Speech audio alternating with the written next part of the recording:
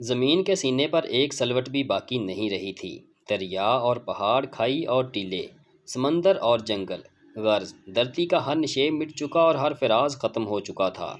دور تک بس ایک چٹیل میدان تھا اور اوپر آگ اگلتا آسمان، مگر آج اس آسمان کا رنگ نیلا نہ تھا، لال انگارا تھا۔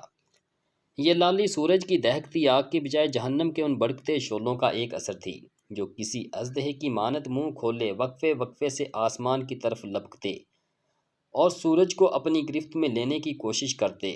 جہنمی شعلوں کی لپک کا یہ خوفناک منظر اور بھڑکتی آگ کے دہکنے کی آواز دلوں کو لرزا رہی تھی۔ لرزتے ہوئے یہ دل مجرموں کے دل تھے، یہ غافلوں، متکبروں، ظالموں، قاتلوں اور سرکشوں کے دل تھے۔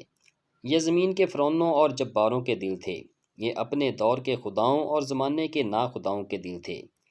یہ دل ان لوگوں کے تھے جو گزری ہوئی دنیا میں ایسے جیے جیسے انہیں مرنا نہ تھا، مگر جب مرے تو ایسے ہو گئے کہ گویا کبھی دھرتی پر بسے ہی نہ تھے۔ یہ خدا کی بادشاہی میں خدا کو نظر انداز کر کے جینے والوں کے دل تھے، یہ مخلوق خدا پر اپنی خدائی قائم کرنے والوں کے دل تھے، یہ انسانوں کے درد اور خدا کی یاد سے خالی دل تھے۔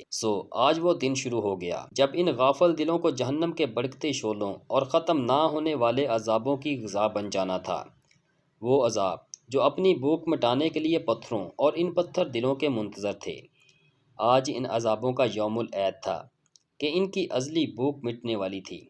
ان عذابوں کے خوف سے خدا کے یہ مجرم کسی پناہ کی تلاش میں بھاگتے پھر رہے تھے، مگر اس میدان حشر میں کیسی پناہ اور کون سی عافیت! ہر جگہ آفت، مصیبت اور سختی تھی، اور ان پتھر دل مجرموں کی ختم نہ ہونے والی بدبختی تھی۔ خبر نہیں اس حال میں کتنے برس، کتنی صدیاں گزر چکی ہیں۔ یہ حشر کا میدان اور قیامت کا دن ہے، نئی زندگی شروع ہو چکی ہے، کبھی ختم نہ ہونے کے لیے۔ میں بھی حشر کے اس میدان میں گمسم کھڑا خالی آنکھوں سے سب کچھ دیکھ رہا ہوں۔ میرے سامنے ان گنت لوگ بھاگتے، دوڑتے، گرتے پڑتے چلے جا رہے ہیں۔ فضا میں شعلوں کے بھڑکنے کی آواز کے ساتھ لوگوں کے چیخنے چلانے، رونے پیٹنے اور آہوزاری کی آوازیں گونج رہی ہیں۔ لوگ ایک دوسرے کو برا بھلا کہہ رہے ہیں، گالیاں دے رہے ہیں، لڑ جھگڑ رہے ہیں، الزام تراشی کر رہے ہیں، آپس میں گتھم گتھا ہے۔ کوئی سر پکڑے بیٹھا ہے، کوئی منہ پر خاک ڈال رہا ہے، کوئی چہرہ چھپا رہا ہے، کوئی شرمندگی اٹھا رہا ہے، کوئی پتھروں سے سر ٹکرا رہا ہے، کوئی سینہ کوبی کر رہا ہے، کوئی خود کو کوس رہا ہے،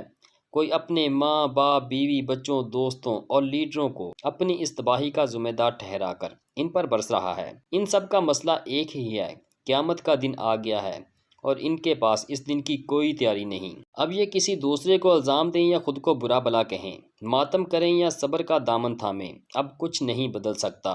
اب تو صرف انتظار ہے کائنات کے مالک کے ظہور کا، جس کے بعد حساب کتاب شروع ہوگا اور عدل کے ساتھ ہر شخص کی قسمت کا فیصلہ ہو جائے گا۔